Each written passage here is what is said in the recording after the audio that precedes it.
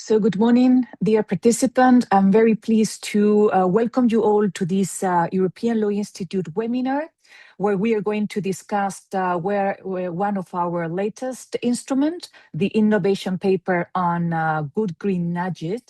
We are going to discuss that thanks to the participation of 5 excellent speakers. We are very, very grateful for them to accept this invitation. We are going to have 4 speakers who are going to comment on the presentation that is going to be conducted by the drafter of this innovation paper, of this important instrument, Professor Marta Santos Silva. What I'm going to do in my capacity of president of the European Law Institute and at the same time the chair of this webinar, I would like just to provide you with the background of what is this instrument about, why we use this kind of innovation paper instrument, this format in the context of our soft law approach and soft law production. And then I will introduce each of the different speakers, giving the floor first to Eli drafter of this innovation paper, Marta. So let me please give you a little bit of background about this innovation paper on sustainability nudging, or green nudging in particular, that Marta is going to explain in a minute. So first, what I would like to do is to explain you why we produced the innovation paper. We have a constellation of different soft law instruments that the European Law Institute produced in order to accommodate the format and the method that we use. That is always a soft law instrument that could be from model rules, model laws, proposal, recommendation, guidance, guidelines, and as well innovation paper, to the agility, the rapidity, the flexibility that our response required in each case. In this case, innovation paper means that the topic is a very topical one and required an agile and rapid response, with the idea of providing suggestions, recommendation to the different actors in the market, including naturally regulators and legislators, including as well NGOs, including the different market players that could take into account our guidance, in this case, the 11 principle that Marta is going to explain, in order to develop either legal pieces or legislative pieces or other kind of policies that the different actors could be in the process of implementing or developing. The second idea that I would like to mention is that Eli has designed a 3-pillar structure in order to identify legal issues that may require our attention. There are 3 main topics that represent 3 main themes that we believe we have identified as the 3 main fragilities of our times.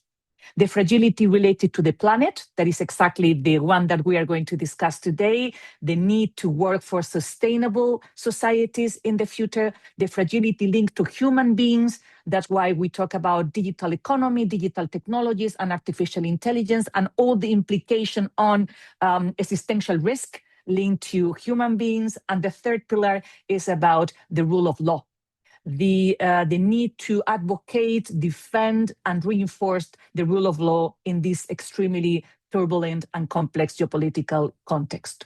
So as you can see, this is one of the instruments that perfectly fit into our sustainability pillar. So what we would like to do is to disseminate the proposal that Marta Santos Silva has incorporated in this instrument, with all the input and insight and suggestion from the different ELI bodies and the ELI members, and try to open the discussion with all of you, and in particular to have the feedback from these 4 excellent speakers.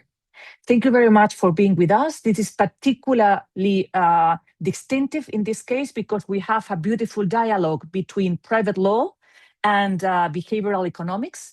And therefore, we show how important it is to build this bridge between the different fields of law, science, and other perspectives that the society needs to have in order to approach a new societal challenge.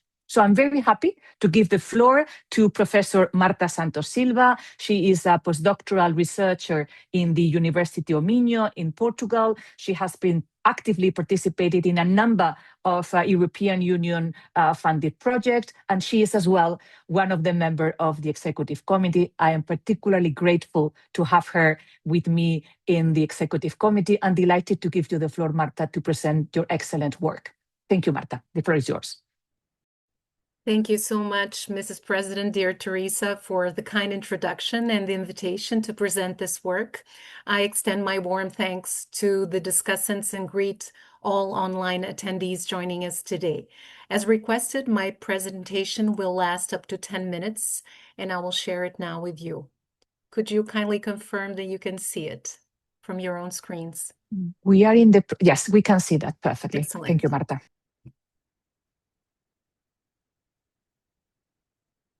So every single day, millions of Europeans make decisions that have an impact on the environment, whether to travel by car or by train, whether to repair or replace a product, whether to purchase green electricity. These decisions may appear individual, yet taken together, they determine the success of Europe's environmental transition. If sustainability greatly depends on human behavior, then influencing behavior inevitably becomes a matter of public policy. Recognizing that many contemporary policy challenges cannot be addressed through traditional regulatory instruments alone, policymakers around the world are increasingly drawing on behavioral insights to complement them. European law reflects this broader behavioral turn. Increasingly, legislative instruments seek not only to regulate products, markets, and services, but also to shape the decision-making environments in which consumers exercise their choices. While the ethical and philosophical dimensions of nudging have been widely explored, its legal governance has received far less attention. At EU level, behavioral interventions are regulated through a fragmented set of legislative instruments rather than a coherent framework. This innovation paper seeks to address that gap by proposing 11 guiding principles that synthesize the values and safeguards already embedded in EU law, providing a coherent framework to guide the design, implementation, and evaluation of green nudges. Nudges can pursue different objectives. Some are paternalistic, aiming to improve the well-being of the individual nudged, while others are welfare-oriented, seeking to promote broader societal interests. Green nudges belong to this latter category. However, regardless of their objective, behavioral interventions raise important legal and ethical questions. Their environmental purpose alone cannot justify their use, and they must be assessed against clear legal principles. This is precisely what the framework proposed in the innovation paper purports to do. Green nudges can be defined as non-coercive behavioral interventions that encourage environmentally sustainable behaviors by influencing the decision-making environment while fully preserving freedom of choice. Unlike traditional regulatory measures, they guide rather than compel behavior. Another defining feature of green nudges is the fact that they may involve small economic incentives, but these must remain incidental rather than the primary driver of consumer decisions. What defines a green nudge as well is not whether it succeeds, but whether it's intentionally designed to encourage more sustainable behavior. And this means also that the framework does not address accidental nudges. Although green nudges pursue socially desirable environmental objectives, they are not automatically legitimate. This depends not only on the outcomes they seek to achieve, but also on the means through which they influence behavior. The 11 guiding principles I will present in a second, proposed in this innovation paper, therefore provide a framework for assessing when green nudges are legally and ethically acceptable. While developed specifically for environmental sustainability, these principles may also inform the governance of other welfare-oriented behavioral interventions. As an ELI innovation paper, this framework is intended not as a definitive restatement of the law, but as a starting point for further scholarly debate and future legal development. Turning now specifically to the guiding principles and very shortly. Guiding Principle 1, necessity, urges public authorities to consider whether a green nudge is the most appropriate regulatory instrument in the circumstances.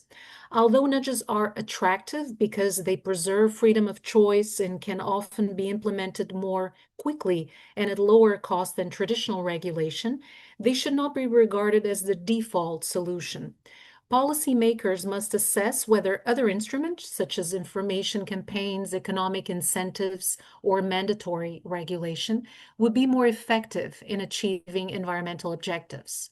Further, where stronger intervention is necessary, nudges should complement, not replace, traditional regulatory measures. Guiding Principle 2, proportionality, requires that green nudges remain within the limits set by fundamental rights and never become coercive or unduly intrusive, even when pursuing urgent environmental objectives. The principle of proportionality therefore requires that green nudges strike a fair balance between environmental objectives on the one hand and individual freedoms on the other, ensuring that they remain transparent, context-sensitive, and respectful of EU legal standards, including those reflected in the GDPR and the AI Act. Under GP3 privacy, and whenever the collection or use of personal data is involved, green nudges must fully respect individuals' privacy and data protection rights. Behavioral interventions must comply with the GDPR and other relevant EU legislation, relying on a valid legal basis for processing personal data. While personal data may legitimately be used to promote environmental objectives, privacy must never be sacrificed in the pursuit of sustainability. Guiding Principle 4 requires that individuals are able to recognize when they are being subjected to a behavioral intervention. Transparency enables consumers to engage reflectively with nudges, thereby safeguarding autonomy and informed decision-making. Importantly, empirical evidence suggests that transparency does not necessarily reduce the effectiveness of nudges. The principle also helps avoid greenwashing and green dark patterns and comply with the transparency obligations embedded across EU law, including the UCPD, the Consumer Rights Directive, the DSA, and the AI regulatory framework. Guiding Principle 5 complements transparency by focusing on explainability. While transparency requires that individuals are aware that a behavioral intervention exists, explainability goes one step further by ensuring that they understand why and how the nudge operates. Explainability is particularly important in digital environments and AI-driven decision-making, where EU legislation increasingly recognizes the right of individuals to receive meaningful explanations about automated systems that influence or affect their decisions. GP6 safeguards consumer autonomy. Green nudges should help individuals make informed choices consistent with their own preferences and not manipulate or exploit their cognitive biases. Consumers must remain free to opt out, and behavioral interventions must comply with the growing body of EU legislation prohibiting manipulative practices, which includes the UCPD, the DSA, and the AI Act. Guiding Principle 7 requires that green nudges respect the inherent dignity of every individual. Behavioral interventions must never treat people merely as means to achieve environmental objectives by exploiting fear, shame, vulnerabilities, or discriminatory practices. This principle is reflected across EU law, including the AI Act, which prohibits the exploitation of vulnerabilities and social scoring practices that could undermine human dignity. GP8 agency emphasizes that green nudges should preserve individuals' capacity to form and develop their own preferences. Behavioral interventions should support, rather than replace, active decision-making or unduly shape consumers' preferences through defaults or other behavioral techniques. EU law increasingly reflects this concern by requiring that individuals retain meaningful control over their choices. For example, through the ability to modify recommender systems under the DSA and through the prohibition of aggressive commercial practices under the UCPD. Guiding Principle 9, effectiveness, requires that green nudges be grounded in empirical evidence and assessed not only for their economic efficiency, but also for their real-world behavioral and societal impact. Ultimately, the choice of a green nudge should be supported by a broad cost-benefit assessment that considers not only economic outcomes, but also social, ethical, and environmental impacts. GP10, acceptability, recognizes that green nudges should be acceptable both to the individuals they target and to society more broadly. Public trust and perceived fairness are essential for their legitimacy and effectiveness. Behavioral interventions are more likely to succeed when they align with widely shared values and are perceived as fair and proportionate. Finally, GP11 oversight emphasizes that institutions regularly designing or implementing green nudges should establish appropriate governance and accountability mechanisms. Behavioral interventions to be subject to legal and ethical oversight, regular evaluation, and stakeholder engagement to ensure that they remain transparent, effective, and compliant with EU law. Oversight should also promote continuous improvement, public accountability, and trust, recognizing that good green nudging requires not only good design, but also responsible governance. The central message of the innovation paper is simple. Green nudges can play an important role in advancing environmental sustainability, but their environmental objective alone cannot in itself justify their use. Their legitimacy depends on how they're designed, how they're implemented, and how they're governed. The 11 guiding principles provide a coherent framework to ensure that behavioral interventions remain lawful, transparent, proportionate, and respectful of fundamental rights. Ultimately, the paper argues that good green nudging is not just about changing behavior.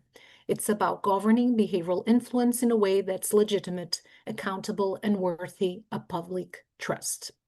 I believe that this is precisely the kind of contribution that the European Law Institute is uniquely placed to make, bringing together scholars and practitioners from different jurisdictions and disciplines to develop principled, practical, and forward-looking solutions to emerging legal challenges. Behavioral regulation is rapidly becoming part of the European regulatory landscape, and ensuring that it develops consistently with the rule of law, fundamental rights, and European values is, in my view, a task that fits squarely within the institution's missions. It has been a great privilege to author this innovation paper, and I'm very grateful to the European Law Institute for the trust it has placed in me throughout this lengthy but well-succeeded project. I would also like to express my thanks to the ELI Fellows who generously shared their expertise and thoughtful comments during the development of this work. In particular, Christian Venderhorst, Scientific Director of the ELI, whose guidance and support have been invaluable. I very much hope that this framework will stimulate further discussion and research and serve as a useful foundation for future policy and legal developments. Thank you so much for your attention, and I very much look forward to our discussion. Marta, thank you very much for this extremely clear presentation, for the brilliant work that you have provided for ELI to adopt these 11 principles for a framework on good green nudges. As you explained very well, the idea is how can we crystallize, how can we produce principles that embody these delicate balances that has to be struck in relation to the effectiveness, but at the same time, the autonomy, on the one hand, the influence on the decision making, but on the other hand, preserving agency, and therefore to pave the path toward the legality, legitimacy, and effectiveness of green nudging, as you have explained so clearly. So it's very, very evident, as you have explained, that there is a natural connection between green nudging and consumer decision making. And that required, as you also explained very well, that required to confirm whether, from a behavioral point of view, from a behavioral economics analysis, to which extent is that indeed effective, sufficiently effective. And therefore, this idea of persuading or nudging or inspiring instead of compelling with the traditional regulatory tool is indeed a good way to complement all the efforts from regulators and legislators. And in order to precisely provide this behavioral economics view, I'm delighted to present the next speaker. Thank you, Professor Graber, Christina Graber. She is Associate Professor of Economics at the University of Copenhagen, and she is also the co-founder of Impactuality. That is a Nordic behavioral science consultancy. So she is in a perfect position to provide insight from behavioral economics point of view. Christina, thank you very much for accepting our invitation, and the floor is yours. Thank you so much for having me. Yes, as you said, I've been working with nudging for 15 years now, conducting research, lots of field trials, a lot of also topics on green nudging. So I think it's really fantastic to see how this is now finally, in a way, also transitioning towards more the law field and the policymakers. I've been working with policymakers for many years. So I thought I'll get started just again to think about how do economists think about nudging. This is really where it came from. Cass Sunstein, one of the authors of the book Nudge, he's a lawyer by background, lawyer scholar, but the other one, Richard Thaler, is an economist, a behavioral economist, and they really made this concept very popular of using nudges. So generally, we think about this as you can either, so economists think about we need information, so that's informing people about what's the right behavior to take, what is good for the climate, right? We should have knowledge about what we should do. Then there's a particular price. We have a budget constraint. Everybody has a limited amount of budget available, some money, and then we can make choices based on that, what we want. Or there's choices available in terms of some things might be banned and some things might be available, and then we can trade off between that. So if we take this as an example of, for example, plastic cutlery, right? So the takeaway cutlery that has been a big issue in the EU. So one could say, okay, we should inform people that it's bad to have this plastic cutlery. It creates a lot of waste. It's just used one time, so this is bad. We didn't see much of that action on that, right? So at some point, the EU decided we needed a directive here, and in that way, we decided to actually ban plastic cutlery, right? So now we only have wood or other reusable cutleries there. Another option would have been to make the cutlery quite expensive, right? We could have said we put a tax on it. So if it's 10 euros for a throwaway cutlery, most people would probably decide that's not worth it if the meal that they're buying also costs 10 euros. But then the last category, and this is where nudging comes in and where traditionally economists haven't really thought about this, is, well, what if we actually didn't really want the cutlery, but we just took it because it came with we ordered takeaway, we think about that, and it was just put into the bag without us thinking about it. So there's, for example, a nice paper published in Science showing that if you make the cutlery not the default, so they did this huge experiment in China and saying, okay, you don't get cutlery by default, but if you want it, you can press a little button and it says, yes, I would like the free cutlery. And they reduced cutlery use by over 600%. So we really see that it was not that people really wanted this cutlery, they just didn't think about it. And unless you think about your environmental preferences while ordering a pizza late at night or some pasta, then you don't make that decision. But by changing the default here, and this is really clearly the nudge, because you could still have cutlery for free with your food provided. In this case of the experiment, you really get a different behavior. So I think that's really what we want to think about. But of course, that are many different psychological factors that can affect that we might be inattentive to or do. So that I think also makes it a little bit hard in terms of regulation, because there's very different situations where a nudge could be effective or it might not be effective. So what I think is also important from this example is to say that the goal is independent of the tool. So all 4 policy instruments wanted to reduce the use of cutlery, of throwaway cutlery.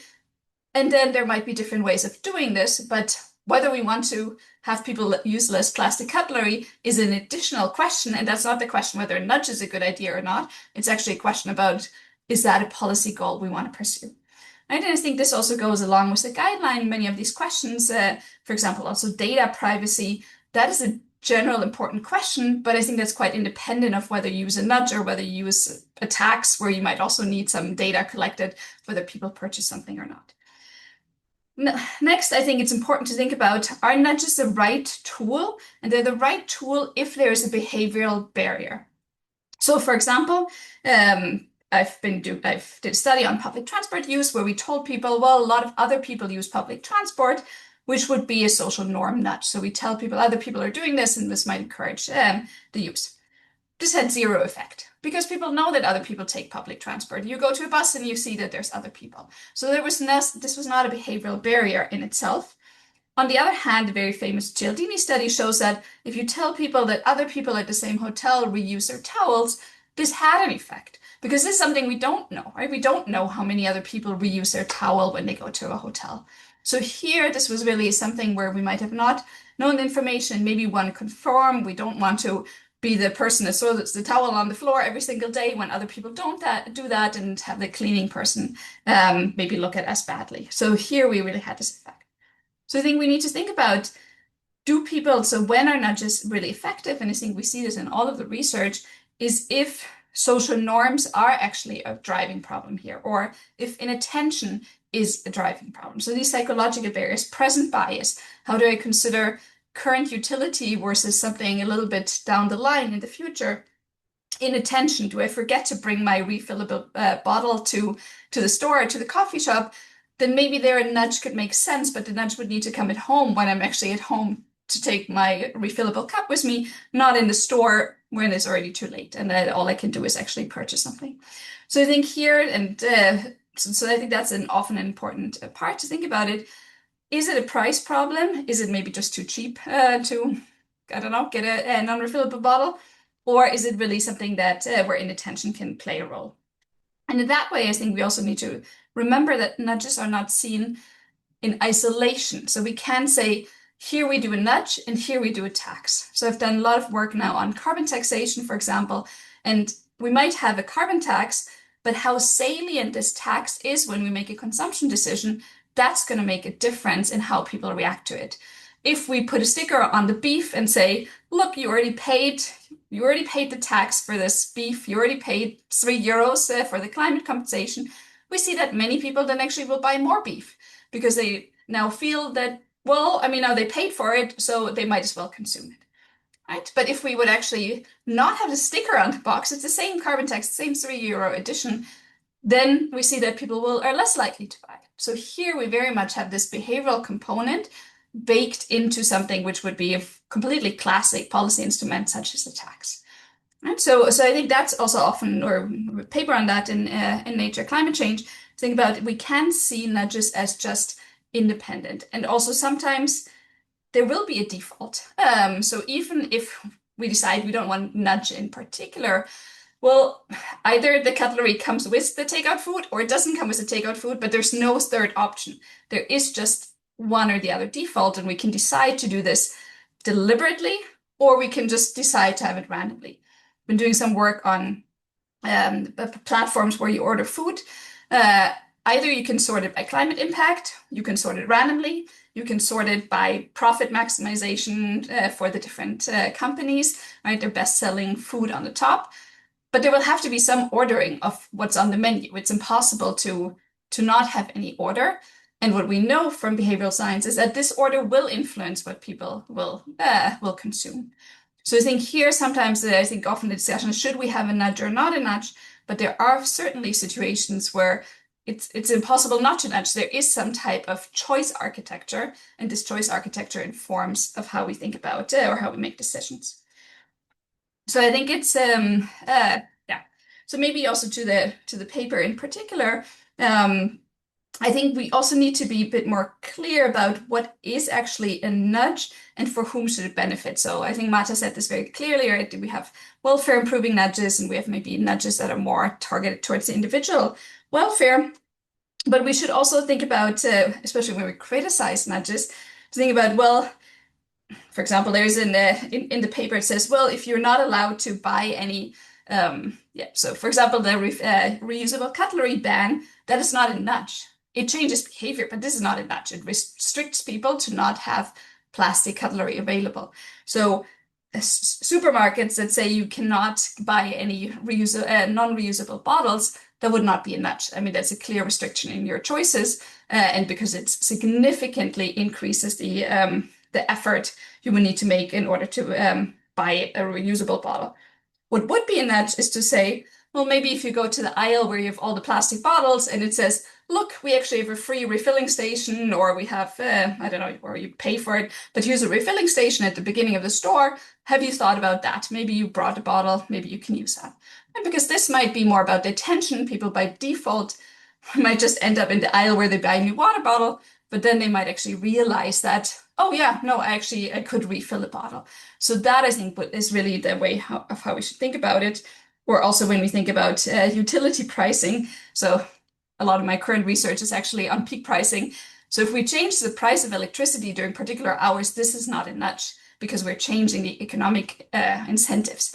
Maybe not enough to get people to actually move it, but what we could do is send people a text message and say, look, today it was very hot in the last couple of days. So in Denmark, we had €1 per kilowatt hour electricity prices in the late evening, which usually is actually a cheap time. But because of all the air conditioning and the power plants in France needing to be cooled. So here, sending people a text message and saying, look, remember today is super expensive. That would classify as a nudge because many people might be not aware of this, not the actual price change. So then, maybe the last thing I also want to say here is that all policy in a way is meant to change behavior. So whether something changes behavior and also whether it works to change behavior or whether it tends to change behavior, that should not be in the definition of what a nudge is or what any other type of policy instrument is. So here it's very much about, well, any policy I think we enact should have some type of goal. This goal is independent of the policy tool we're using. A nudge can be the right tool if we know that there is a behavioral barrier here. There's some type of psychological barrier that ideally we've identified in an RCT or another type of evidence-based decision-making. And in that way, many of the frameworks and things we need to think about should be the same for all types of policy categories. And I think also when we have taxes or when we have bans, we should think about what is the evidence that this will change behavior in the right direction? Has this single-use plastic directive really changed how much cutlery people have used, or is it just that it's now wood and is that better or worse than what we had before, for example? Right, so I think in that way, really to think about also the meta level, not treat nudges so much as an independent category in itself. It is a complement to everything else, but I think many of the things we need to think about when implementing policy should also apply, and maybe also other domains such as taxes or regulation can actually learn from behavioral economists this idea that we need to test what actually works and really evaluate, not just as a cost benefit, but actually really how is this changing behavior. All right, I think my 10 minutes are up, so I'll stop here, and I'm looking forward to the discussion. Christina, thank you very much. You emphasize many angles of this instrument about nudging. The first one is clearly the problem of conceptualization, how we define nudges, and how we do that when we try to fit this policy tool in a legal framework. So when we need to do a legal characterization and therefore to distinguish nudging from other very similar policy tools that is usually combined with from a legal point of view, compared with these behavioral economic analysis that you so brilliantly shared with us. The second thing is that you explain also very clearly is how these nudges are interacting with other policy tools as well. In some cases, in a way that is synergetic. In other cases, sometimes, and this is the third point in my opinion, could be counterproductive or not as effective as planned, because in a way is overlapping or maybe not properly accompanied by other tools. You refer, for example, to taxation that could be more effective, taking into account, as you said, the existence or not of this behavioral barrier. So thank you very much for providing this insight that definitely we can discuss at the end of the session with other participants. In particular, one of the questions that we have already received from one of the attendees is, are we talking about nudges from a public policy point of view, or are we talking about nudging as part of this policy that public authorities and regulators developed, or we are talking about nudges that could be developed and implemented by private entities? And that is the reason why, Christina, I'm going to give the floor, and then we come back later to some question to you, to our next speaker, Toby Park, because precisely we would like to discuss about implementing green nudges. So from a public policy point of view, from practice point of view, how we can approach green nudging from that public policy perspective. And I'm particularly happy to have Toby with us, because he is the Director of Climate, Energy and Sustainability at BIT. BIT in UK is a behavioral insight team. And it's extremely important to note here that it is the first government nudge unit. So it's indeed an excellent approach to this combination, use behavioral science in order to improve the societal outcome of the different public policies that are developed in a particular jurisdiction. So Toby, thank you for accepting the invitation, and I'm looking forward to listening your insight. Thank you. Toby, please. Thank you so much. It's my pleasure to be here. Firstly, I just want to say that I really welcome the paper. I think it provides a great set of principles for both state and non-state practitioners. I just want to give a few thoughts on maybe 2 points from the paper, which I found most interesting from an ethical standpoint. And speaking as somebody who has designed and delivered perhaps well over 100 green nudges over the last 12 years and been adjacent to many thousands amongst my colleagues in other policy domains as well. So firstly, though it's not one of the 11 principles itself, I was really pleased to see the distinction made between paternalistic nudges versus pro-social nudges, or what are called welfare nudges in the paper. And I would actually go somewhat further than the paper does on this point, because I think it's quite a critical part of the moral justification for green nudges, although as Marta said at the beginning, it's certainly not sufficient as a justification on its own. So just to clarify what we mean there, a paternalistic nudge would be an intervention designed to encourage someone to make a choice which is better for themselves. So that is arguably quite morally complex, because of course we all have the right to self-harm to some extent. We all have the right perhaps to smoke, to drink excessively, to gamble, to get a tattoo that we might regret, whatever it might be. And even if you disagree that we have that right, for example, some religious traditions might argue otherwise, it is nonetheless the case that in liberal societies we tend to give a lot more latitude to self-regarding behaviors than to other regarding behaviors. So overriding someone's right, even softly, to do something that may be suboptimal for themselves is both morally and normatively somewhat dubious. And I think even where that is morally justified, there is a second order question of, well, who gets to decide what is best for me? How would they even know what's best for me? That's a very complex question. Green nudges, on the other hand, they're not like that. They are pro-social, or in this paper described as welfare nudges. They're designed to influence my behavior towards choices which are better for the planet, better for the public good, better for society at large.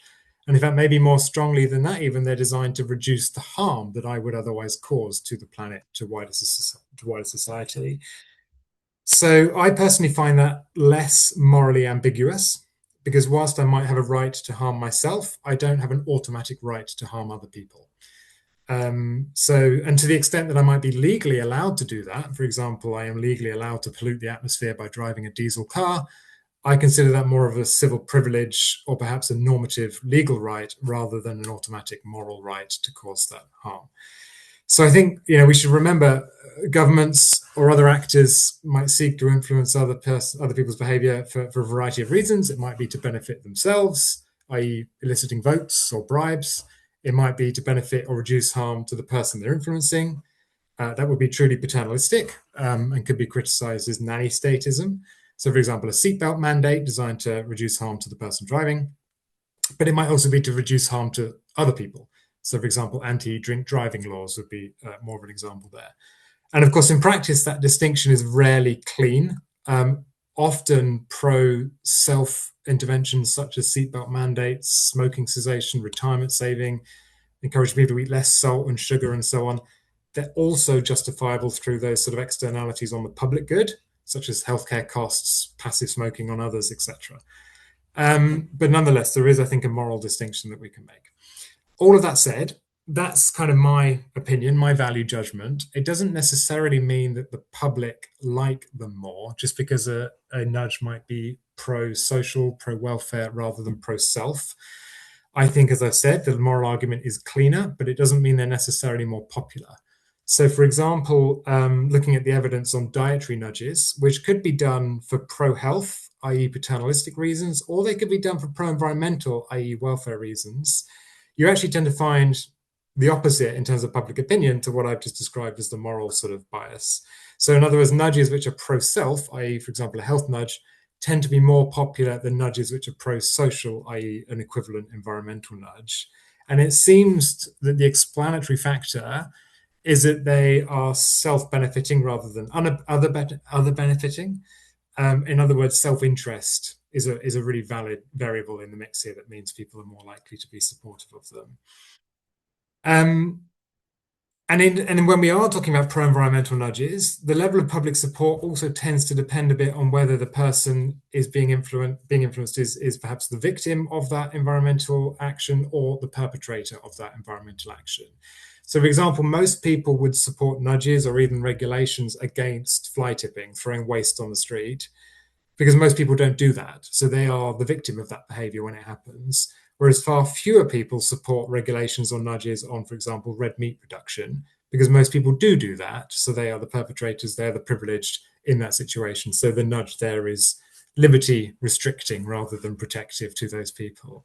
So again, this sort of element of self-interest, does the nudge benefit me or does it curtail my behaviors for the benefit of others, is a really important variable when it comes to public support. And I'm not saying that's the only thing that matters for public support for policy or nudges. There's a lot of evidence to show, of course, that things like fairness, the effectiveness of the intervention, whether it aligns with your political ideology, etc. Those things all matter enormously as well. But I just want to acknowledge that there's a sort of both a moral argument and a public support argument, which is very relevant to green nudges as compared to, say, health nudges or other nudges that are pro-self rather than pro-other. So that's my first point. The second point I wanted to make is about autonomy. And my starting point in this topic is really to remind ourselves that human behavior is not, in any pure sense, wholly sovereign. If you look up the first dictionary definition of autonomy that comes up on Google when you search, it is the capacity to act independently in making choices and to act on them without external influence.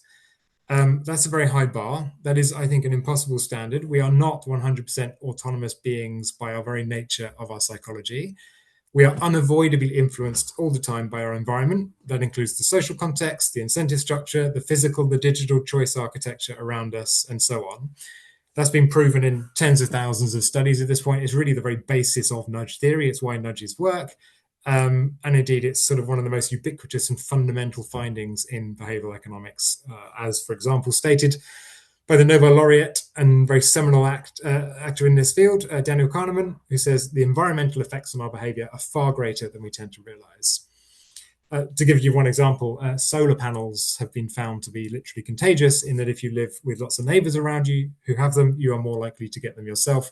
And that is a social influence. It is, even when you control for the suitability of the building, the weather, etc. So we are influenced all the time, which raises an interesting question of what we mean by autonomy preserving when nudging.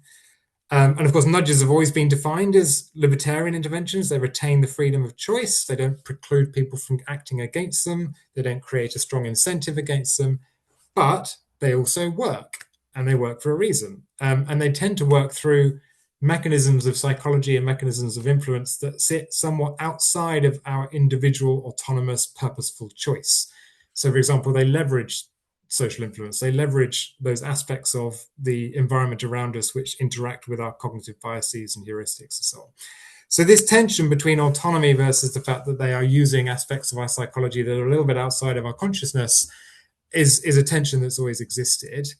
I think one possible response to that is just to highlight that just because a nudge uses and leverages those inevitable external influences on our behavior, that doesn't necessarily mean that introducing the nudge reduces our autonomy.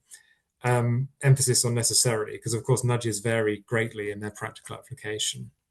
So maybe to build on something that Christina said, for example, if you default customers into green electricity tariffs, there have been a couple of studies in Germany and Switzerland that show that can reduce the number of people on those tariffs by tenfold, huge effects. But there was already a nudge in existence. There was already a default tariff that people would be put on automatically if they didn't choose otherwise. It just wasn't the green one. So the nudge has shifted the outcome, but it hasn't necessarily changed the level of autonomy at play in that decision process. I think we should also remember, of course, that if we want to set our standards higher, there are interventions which actually increase autonomy and perhaps even increase agency and behavior. And it's worth thinking about how we prioritize those when it matters morally or when it matters for effectiveness. And it's also worth just knowing the difference. So they're sometimes called boosts rather than nudges.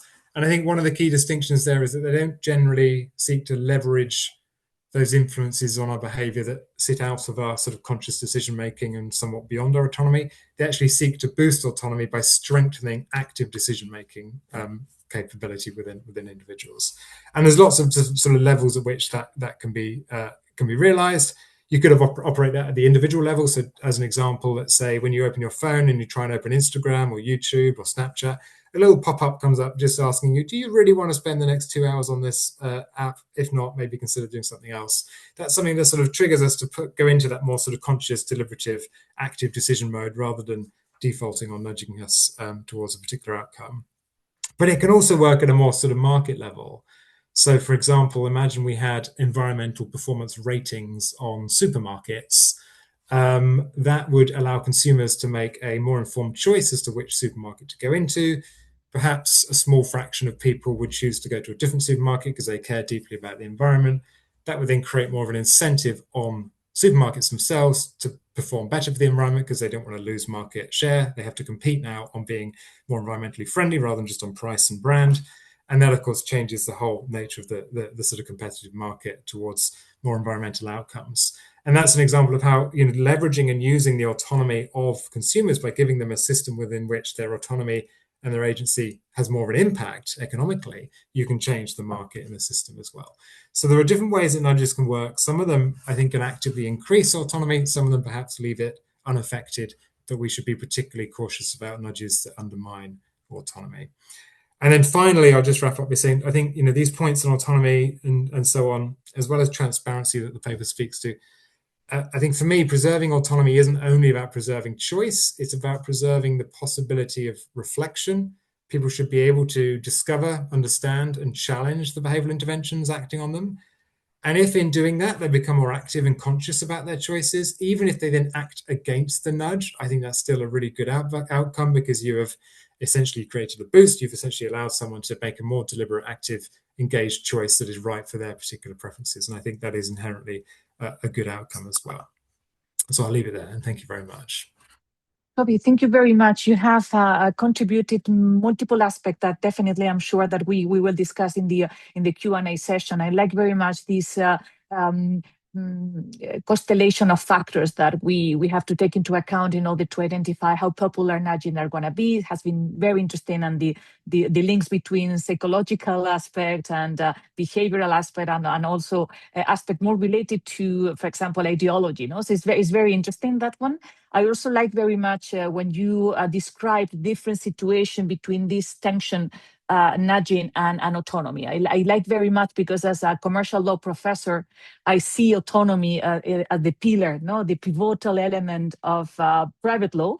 And I like very much to see how nudging are in a way revolving around autonomy. And from a legal point of view, it's interesting to see how a policy tool is not indeed compelling, is not indeed restricting necessarily, but is using other elements traditionally aligned to regulation and legislation, but having substantial influence, or at least definitely effectiveness, in order to promote the policy, the public policy goals. So thank you very much for sharing this excellent insight. And now what we would like to do is to see, because we're talking about sustainable nudging and green nudging in particular, to which extent these policy tools could be contributing to other traditional tools and actions that we do have in our legal framework. For example, in particular, we would like to see what is the role that this green nudging could play in relation to collective climate action in particular.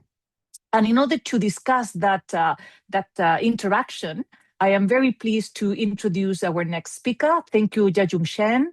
Thank you for joining us today. Jiajun is Associate Professor at the School of Public Policy and Management at the University of Science and Technology of China. Jiajun, thank you very much for being today with us, and the floor is yours.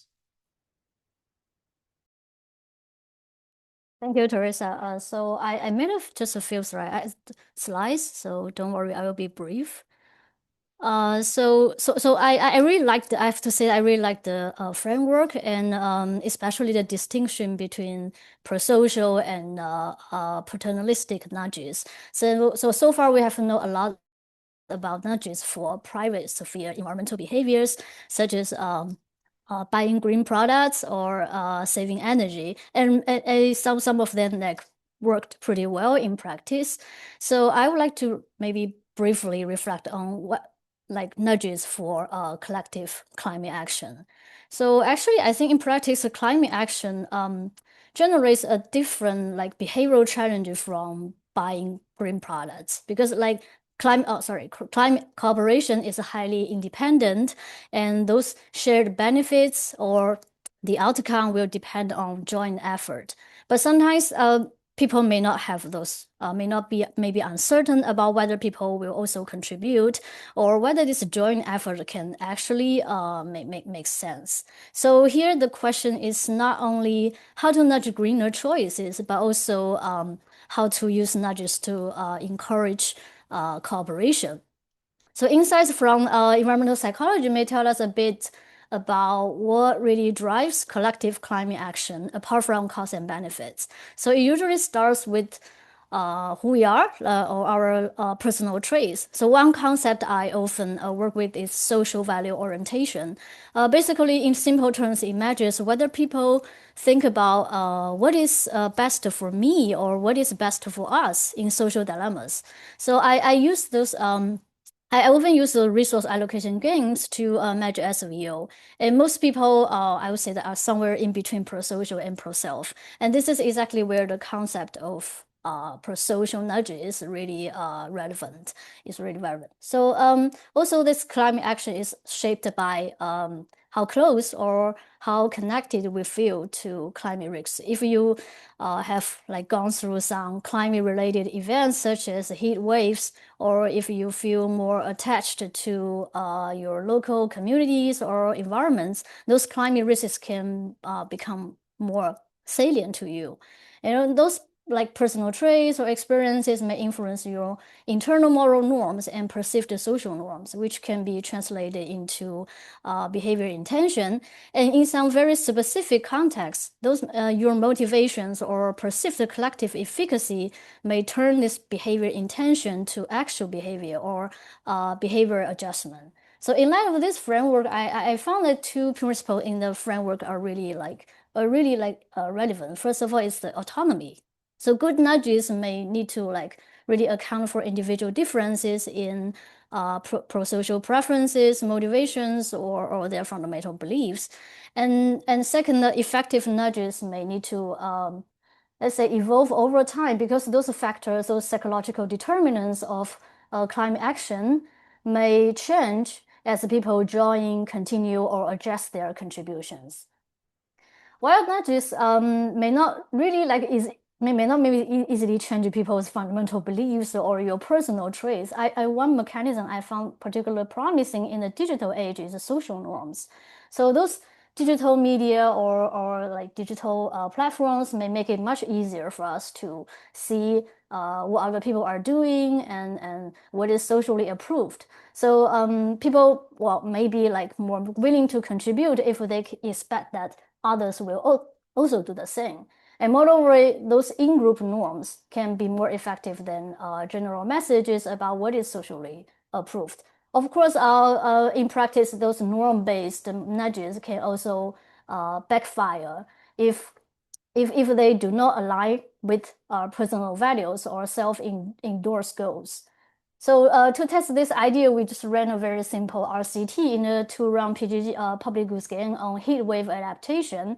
So participants were assigned into groups of 4, and they will contribute their tokens to a shared fund for heat adaptation. So I wouldn't bother with all those details, but the preliminary findings are encouraging. So when people observe that others were also cooperating or contributing, they contributed more. When they believed that the cooperation level was pretty low in their relevant group, their own contributions also dropped. And this norm effect, this norm message actually was more powerful than the perceived injunctive norms. And moreover, this norm effect was stronger among those people who were intrinsically motivated.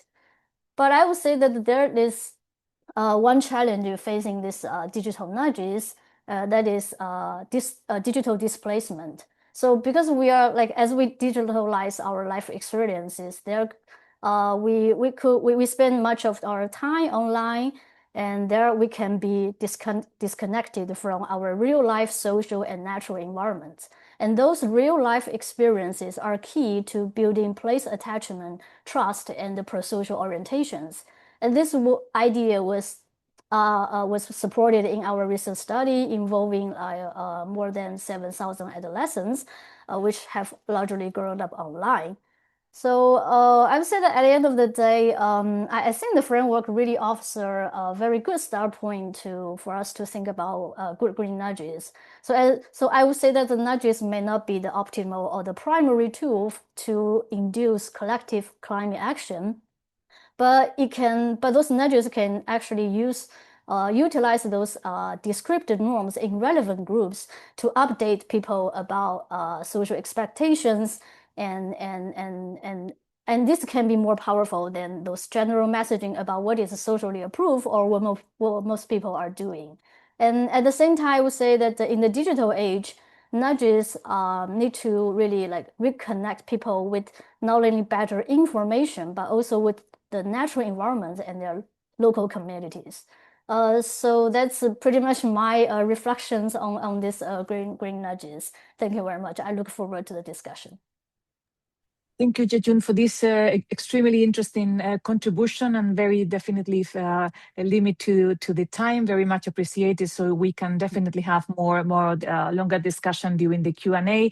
An interesting combination as well I like about sustainability, so climate actions, climate change action, and at the same time digital nudging. How the digital economy at the same time could be a different environment within. We need to reevaluate the effectiveness of these policy tools, and in particular nudges. So extremely appreciated your contribution. Now what we are going to do in order to conclude the presentation is to close the circle and conclude with a legal approach again, in particular with consumer law perspective. So I'm very, very happy to have with us Professor Joasia Lutzak. She's professor of private law. So we're talking again about the private law approach, and in particular with an intense track on publication and research on consumer law. She's also the director of global engagement at the University of Exeter Law School. And Joasia, I'm very happy that you could discuss with us, in particular, I think that you would like to discuss transparency at one of the mandatory or the design imperative when we are designing green nudges. So please, Joasia, happy to have you with us. The floor is yours. Thank you so much for inviting me to participate in this webinar, and I'm really happy that I'm able to contribute to what the other colleagues have already brought up. So we have already heard about the important role that green nudges can play in shaping consumption patterns, helping to address the environmental crisis, especially as Christina mentioned, when consumers are inattentive or if social norms are a barrier. But pretty much every speaker said, yes, green nudges could work, but there are conditions, there are disclaimers we need to make, and we as lawyers really like to make these disclaimers to make sure that we don't overstate the importance of the measures we are proposing. And I would agree. I think reconciling sustainable consumption with consumer rights and autonomy is far from straightforward. On the one hand, overly prescriptive green measures may be perceived as restricting consumer autonomy, lacking legitimacy. On the other hand, insufficient regulation risks allowing businesses to misuse nudging techniques for their own benefit rather than for the public good, which is pretty much what's been happening for quite some time on the marketplace. I think that EI's principles try to strike this very careful and thoughtful balance between these concerns. They aim to promote responsible and conscious influence over consumer behavior with the goal of reducing environmentally harmful consumption. And achieving this ambitious objective, however, requires adherence to all of the principles on good green nudges, not a selective applications of them. And that would be the first point I think I want to make. The designers and users of green nudges should not cherry pick those principles that suit their purposes while ignoring others. And having said that, and in light of other speakers talking a little bit about autonomy, effectiveness, I actually want to focus my contribution on one key principle, that of transparency, as you mentioned, Teresa. So we can read in the ELI innovation paper the following statement. A nudge is transparent when the person being nudged is or could reasonably become aware that a behavioral intervention is taking place. And this is a key principle of transparency, but it raises an important question that I have personally in my scholarship have repeatedly been engaging with and struggling with. How can transparency be achieved in practice? So scholars, policymakers have long advocated for more transparent design, have explored various tools to support it. And in the context of written disclosures, efforts have included shortening documents, simplifying language, reducing technical or legal jargon, ensuring clear logical structure, and so forth. With online disclosures, we focused on additional factors that came into play, such as the placement, timing, duration, presentation of information, as well as we talked about adapting disclosures in real time to the audience, to the target audience. Despite all these efforts, behavioral research continues to show that consumers often remain inattentive to disclosures, rarely seek out additional information. And it's been more than a decade now that scholars such as Omri Ben-Shahar and Karl Schneider argued that it's neither realistic nor necessarily beneficial to expect consumers to read all disclosures presented to them. And others have emphasized that even when disclosures are read, consumers may lack the capacity to process the information effectively. Even in online environments where interactive, visually engaging designs can help attract attention, it still remains difficult to ensure that consumers both notice and understand disclosures. Further, we must consider the desensitization effect. When consumers are repeatedly exposed to standardized disclosures, they start to ignore them altogether, and much as they currently do with privacy notices. Now, does this mean that green nudges should not or cannot be transparent? I don't think so, and I would like to believe that transparency is still a goal that we can achieve and that it remains essential. However, we should approach it with realism and care. And to achieve meaningful transparency, I believe that the design of not only disclosures and accompanying information, but also of nudges themselves should be guided by interdisciplinary expertise, drawing on law, behavioral science, psychology, communication, and design. And I agree with you, Teresa, you mentioned that at the very beginning, that we need to benefit from that shared expertise, which is also so great that we have different scholars from different disciplines here today. So while it's an important first step to include transparency among the ELI principles on good green nudges, this alone is not sufficient. More detailed practical guidance is needed to ensure that transparency is truly effective. One of the examples used in the ELI innovation paper to talk about transparency is to measures such as Article 27 of the Digital Services Act, which requires online platforms using recommender systems to explain in a plain and intelligible language the key parameters behind those systems and the options available to users to influence them. Now, the notion of plain and intelligible language has been widely criticized in academic literature. What does it actually mean to draft something in plain and intelligible language? What level of clarity should be expected? And not just consumers, but also traders would like an answer to these questions to assure their compliance with this legal principle.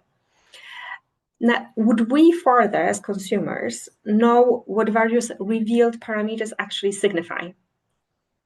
So even if it is in a language that we can understand, can we translate that language into action, into consequences, into possible impact of the recommender systems when they shape our decision-making? This is one part of the issue with designing something in a transparent way and with thinking of a principle of transparency.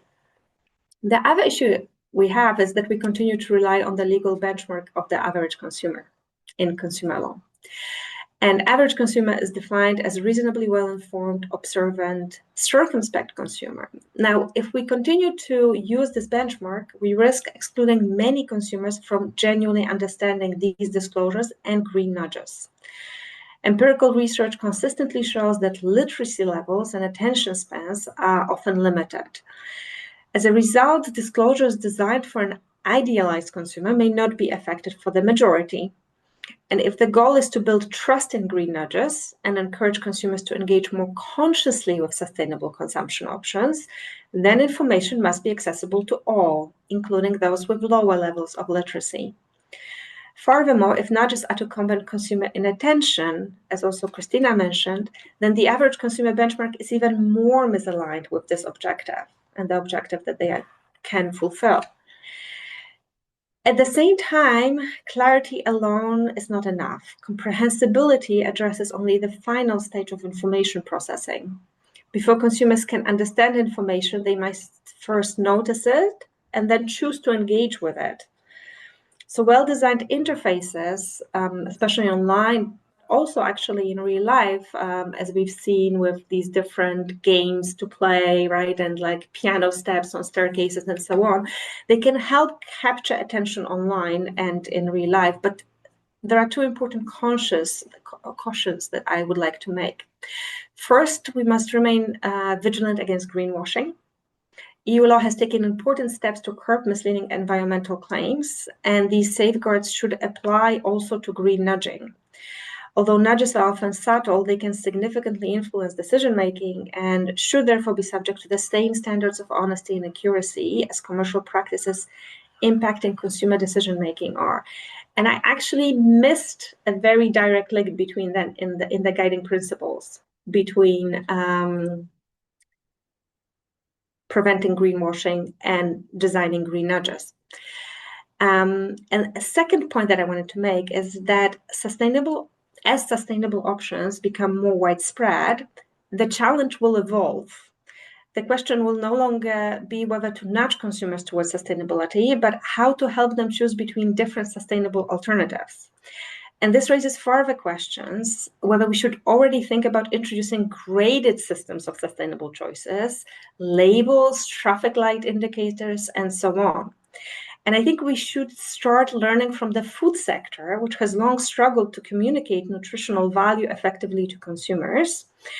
And we should try to stay ahead of the game and use the ELI innovation paper indeed as a starting point for a scholarly debate, as Marta encouraged to do. We should really think about such options from the get-go. What's next? Where are we going to? And what will be the further issue that maybe we can already anticipate?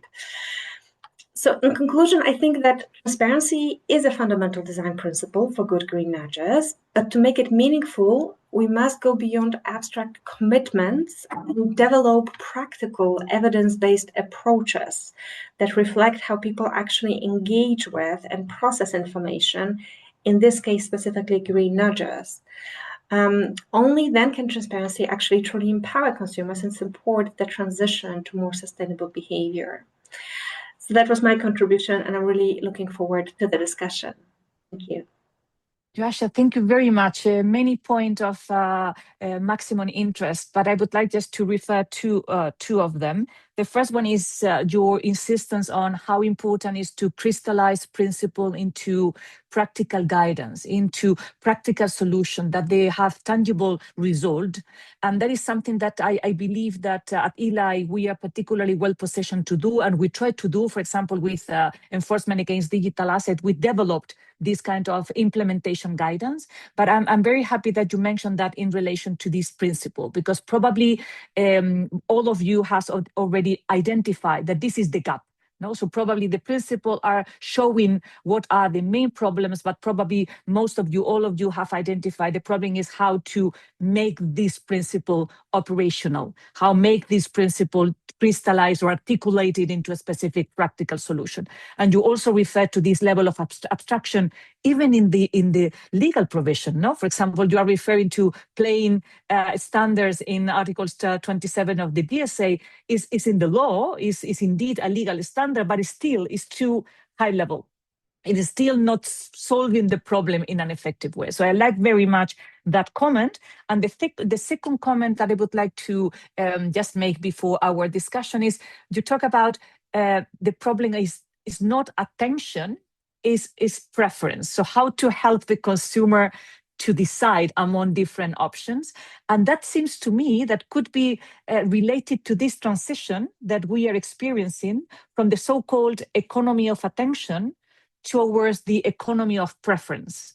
Now there are many literature talking about economy of preference, because the key is not anymore to capture the attention, is to try to anticipate what are going to be the real intention, the real desire of the consumer, and try to focus on that.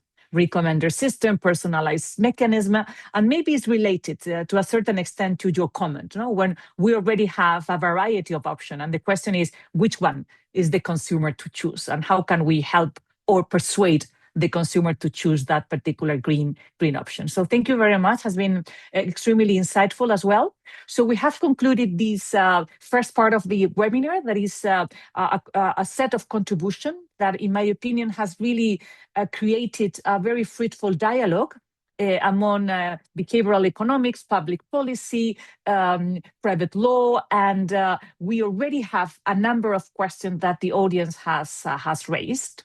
What I would like to do is, because some of them has been already, thank you, Toby and Marta, you have already replied to the questions. So what I would like to do is to focus on those who has not been answered yet, and if we have time, what we can do is come back to this question that has been already posed and replied by these speakers. So let me just start with the first one.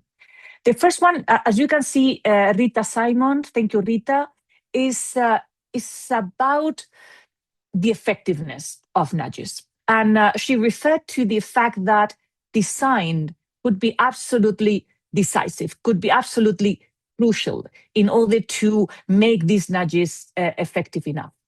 And that is the reason why the question from Rita is, are we planning from ELI to use this guidance, this principle, as a design principle as well? So do we include, Marta, in this guidance, in this principle, any specific guidance, any specific recommendation in terms of design? Or at the very end, this design decision is essentially in the hands of the policymakers? I would give the floor to Marta, and then the floor is open for all of you.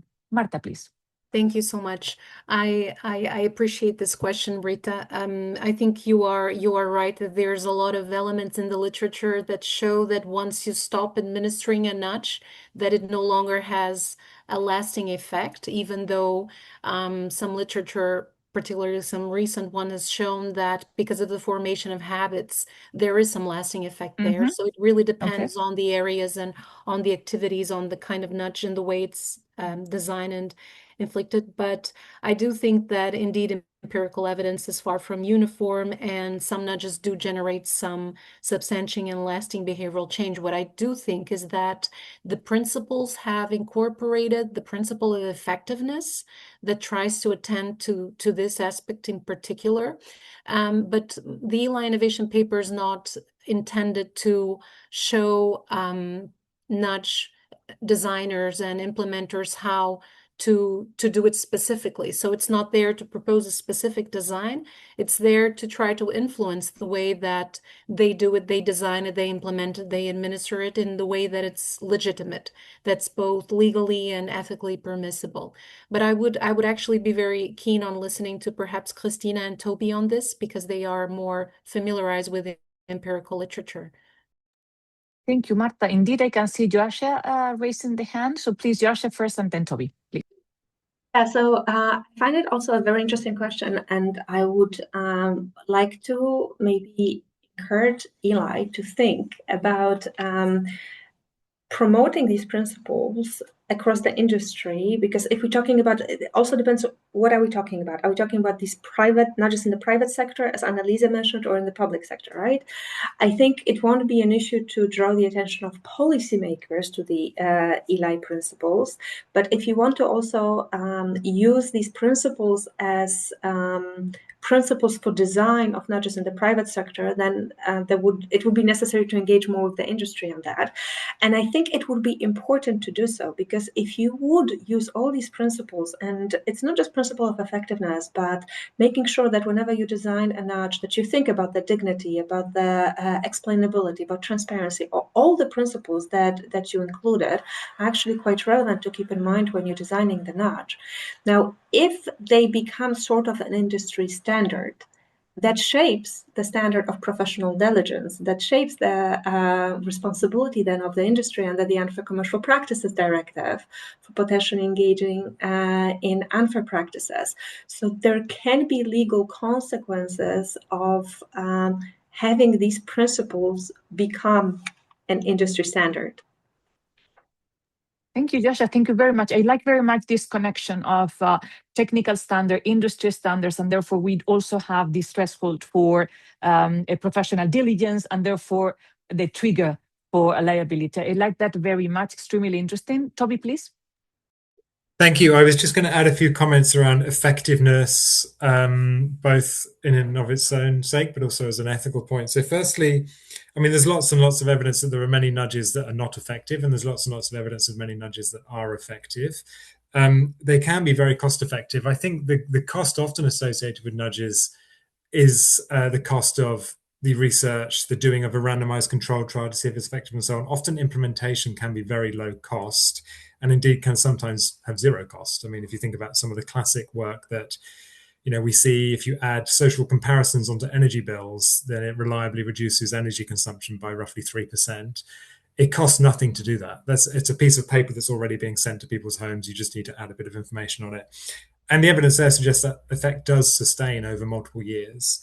Some nudges also only need to work once. If you think about something like green number plates on electric vehicles to encourage people to sort of see them as more normal, more sort of socially normalized in their streets, that's a one and done decision. If somebody chooses to buy an electric vehicle, they've then got an electric vehicle, right?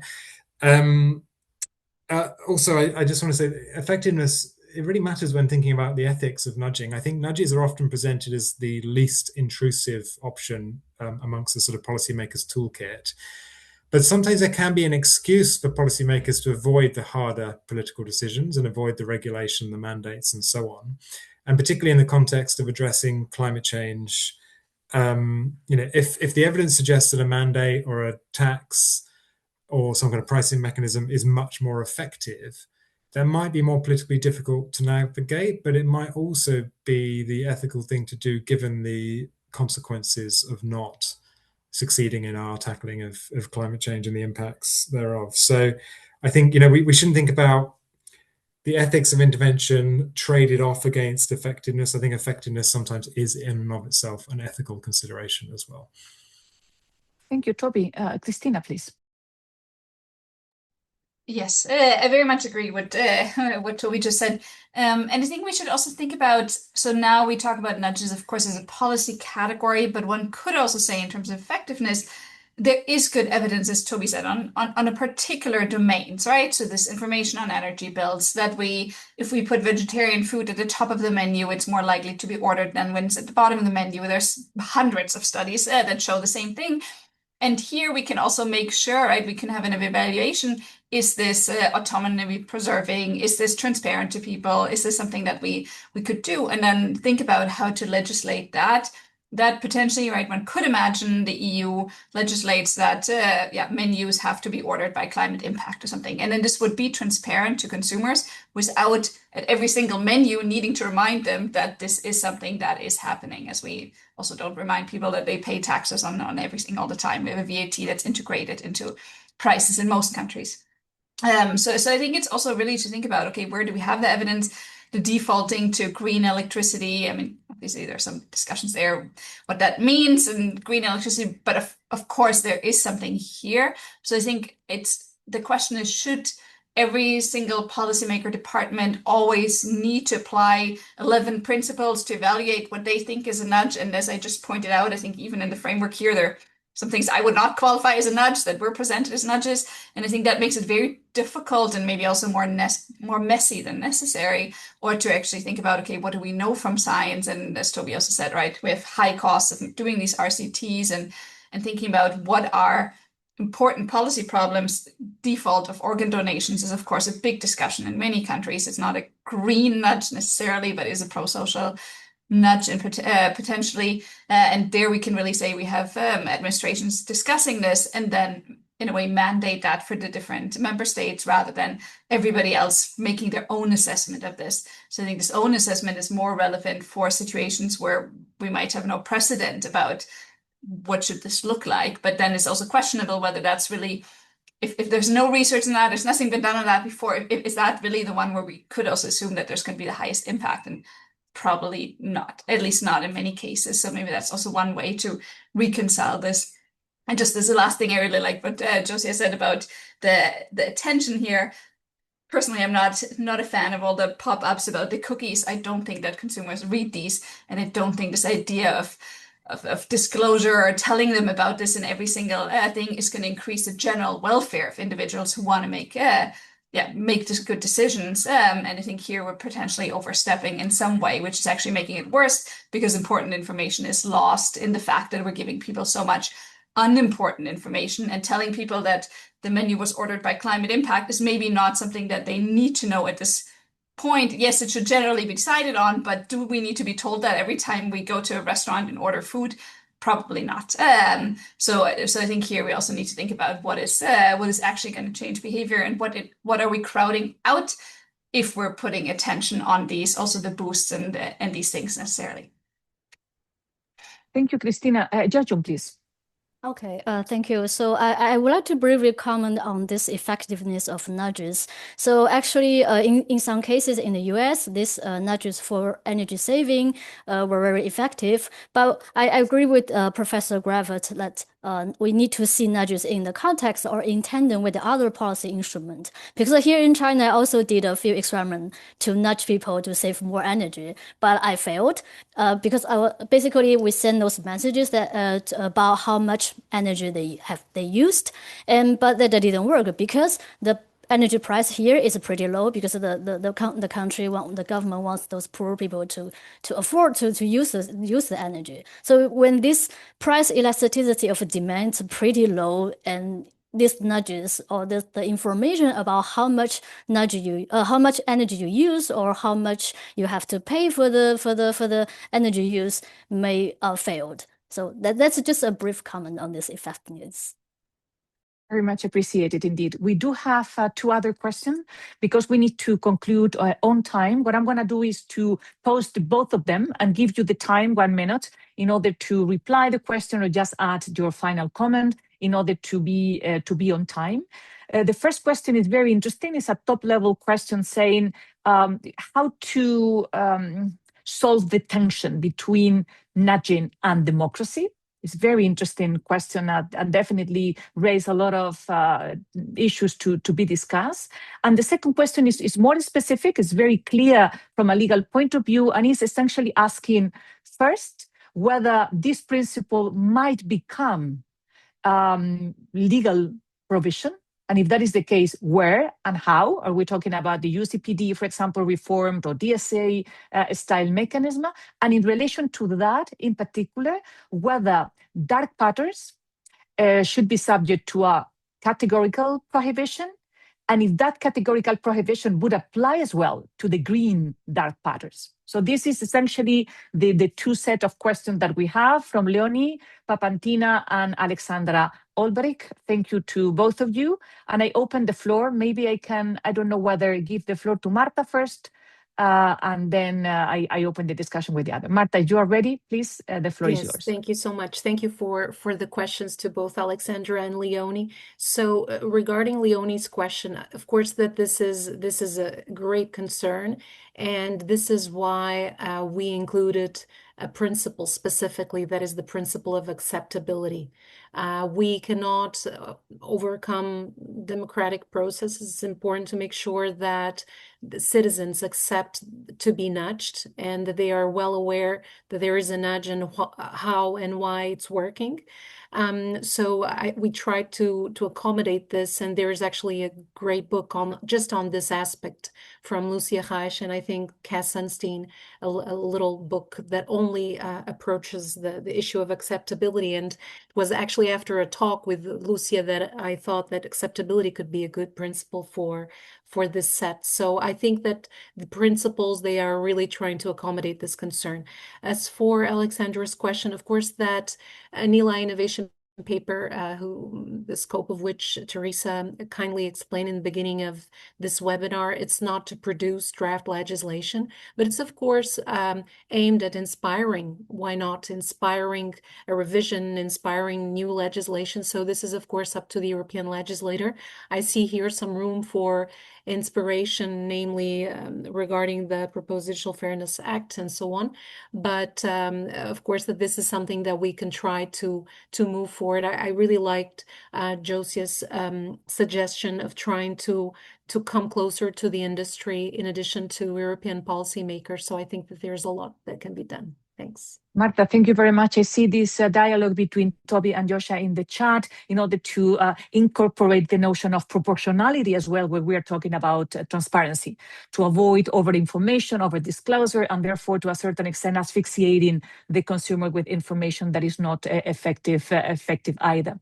May I please give the floor to the other speakers, Toby, Cristina, Josia, or Yajun? Would you like to add anything in this remaining 1-2 minutes that we do have?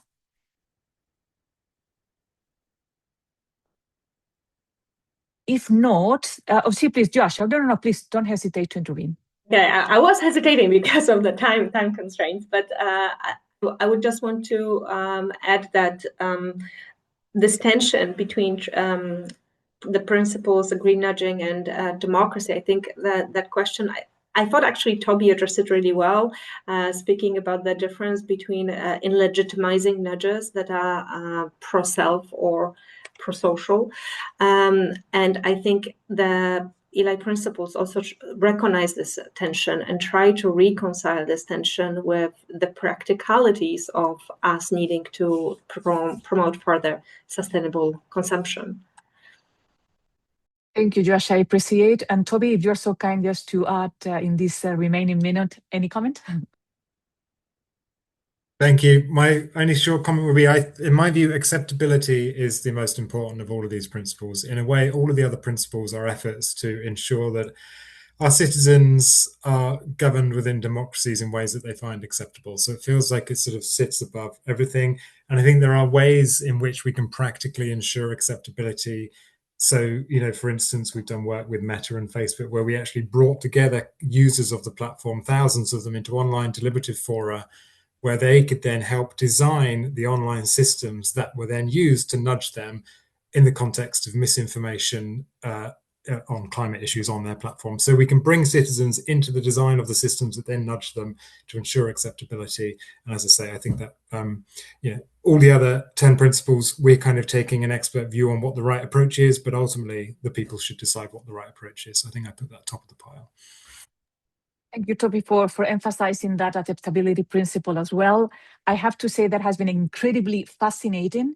This webinar represents very well the philosophy behind ELI. So we reflect, we exchange views, but we produce result, and we try to guarantee that this result has a tangible impact on society. And that is exactly what we have tried to do with this, first with this instrument. Thank you, Marta, for this webinar. So Jia-Jun, Christina, Joashe, and Toby, thank you for being with us. And I really hope that we can continue cooperating and working together. And I would like to invite you to all the activities, project and instrument of ELI, as well as the participant to invite you to the next activities. Thank you very much to all of you. And I really hope that we see you again very soon. Thank you. Have a lovely rest of the day.